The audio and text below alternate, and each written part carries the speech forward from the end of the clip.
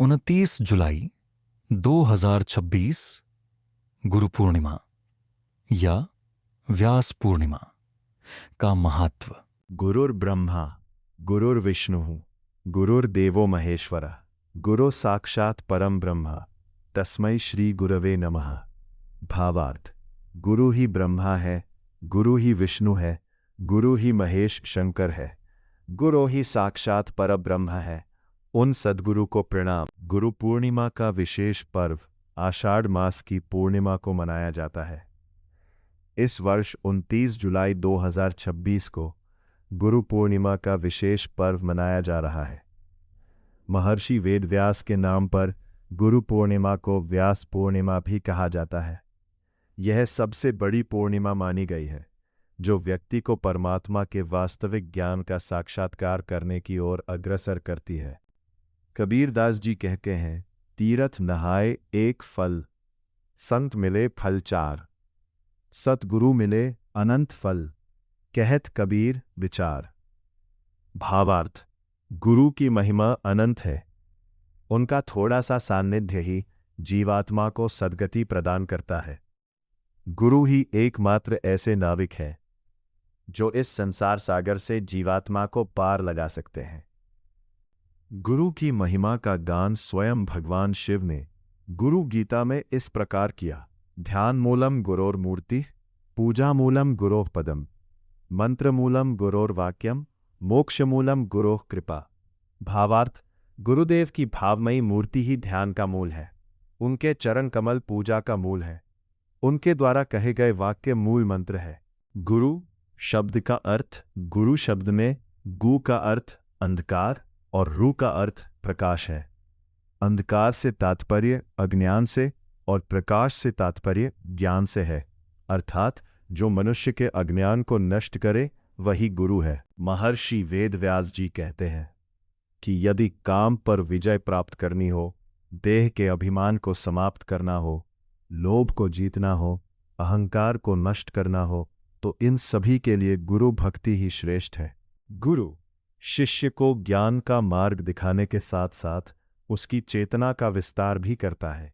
गुरु वो सेतु है जिस पर चलकर शिष्य परमात्मा तक पहुंच जाता है, अपनी चेतना के सर्वोच्च शिखर पर आरूढ़ हो जाता है, अन्यथा इस संसार की मृग तृष्णा में ही भटकता रह जाता। इसी कारण सूफी महाकवि जायसी का कहना है कि इस संसार में गुरु के बगैर कोई भी उस परब्रह्म को प्राप्त नहीं कर सकता है।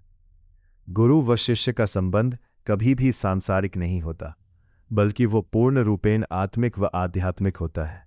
गुरु एक चैतन्य शक्ति है, कोई व्यक्ति विशेष नहीं है। गुरु चैतन्य शक्ति है, व्यक्ति की चेतना का विकास करती है। एकलव्य ने गुरु की मूर्ति बनाकर धनुर्विद्या का अभ्यास पूर्ण लगन, मेहनत, विश्वास और गुरु चरण में समर्पण से किया, अर्थात उसने अपनी चेतना का विकास किया और अर्जुन से भी श्रेष्ठ धनुर्धारी बन गया। यह सिद्ध करता है कि गुरु एक चैतन्य शक्ति है। व्यक्ति अपनी लगन, मेहनत, विश्वास और गुरु चरण में समर्पण से मूर्ति से भी अपनी चेतना का पूर्ण विकास कर सकता है। ध्यान और समर्पण व्यक्ति की चेतना को जागृत करने के साधन हैं। आज के परिवेश में सच्चे गुरु की पहचान करना असंभव सा प्रतीत होता है, क्योंकि देहधारी सभी गुरुओं में कुछ कमियां अवश्य होती हैं। विरले ही व्यक्ति हैं जो गुरु तुल्य हैं, जिसमें कमियां नहीं के बराबर हों। मेरे विचारानुसार किसी अदेहधारी चेतन शक्ति को गुरु बनाकर उसकी चरणों में समर्पण भाव से पूर्ण श्रद्धा और विश्वास के साथ गुरु चरणों का ध्यान करें, जिससे आपका गुरु चैतन्य तत्व जागृत होगा और वही आपका सच्चा मार्गदर्शन करेगा।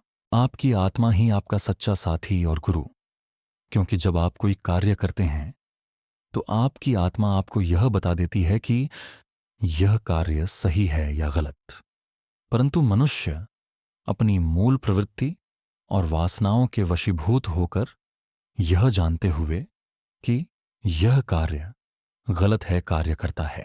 गुरु चरण का ध्यान करने से आपका आत्मबल, चैतन्य शक्ति बढ़ती है और यह चैतन्य शक्ति आपको गलत काम करने से रोकती है। यही गुरु चैतन्य शक्ति आपको उत्थान और प्रगति की ओर अग्रसर करती है। जय गुरुदेव, जय साईं राम। कृपा करो, चरणों से लगाए रखो। आपके चरणों में ही आनंद है।